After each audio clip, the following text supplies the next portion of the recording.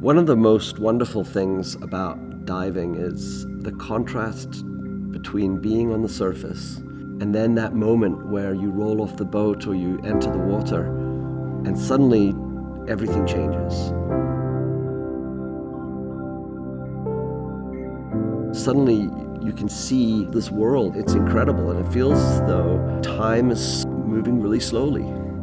Something about that causes you to slow down and look around. It's such a foreign place, and it's unpredictable. You don't know what you're going to see and experience.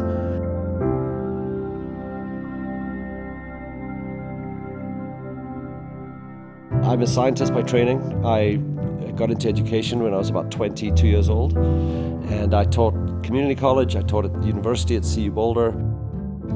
Most education systems are designed to deliver content, and the tricky thing about teaching science is that that's not what science is. Science isn't just a body of knowledge. Science is a process. And so teaching content delivery in science became very difficult for me to continue to do as I grew older.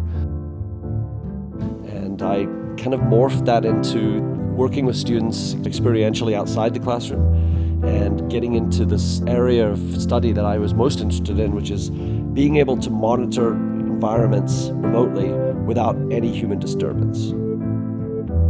We started to realize when we first deployed this underwater camera that we built under this bridge in Florida that this is an amazing tool for science, but also an amazing opportunity for people to experience something that they wouldn't normally experience. Pictures and stories are wonderful, but video is something that people look at and they tend to just believe based on what they see. And so I started to think about, well, live video is even more authentic because there's no editing. It only tells the truth. We are camera integrators, and our job is to build the infrastructure and the self-cleaning housing to be able to make that camera perform at its best. Putting this equipment underwater is very challenging. The environment is corrosive, meaning things rust and things break down.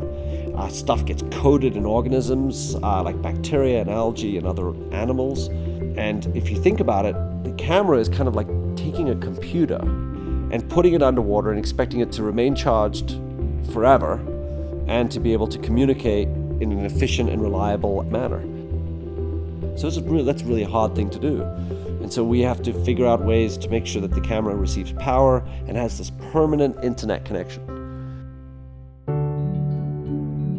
I'd like to be able to see our team continue to do projects that open people's eyes and make the world available to people in a way that they normally would never have an opportunity to see. When I was about 12, somebody bought for my birthday a book called The Ocean World by Jacques Cousteau.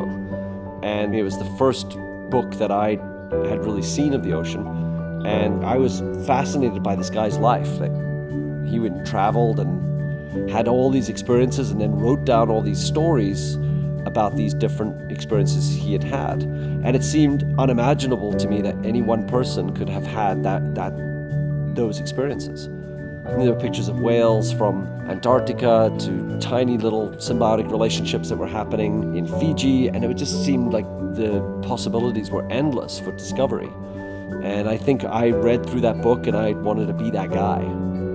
He was the iconic spokesperson for the ocean, and he obviously achieved his goal, because at least this one little Scottish kid called Trevor was, inspired by that work.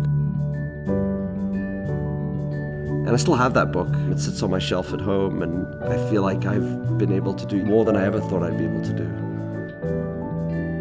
It's a very special thing to have an experience that you never actually thought you would have. I couldn't be luckier.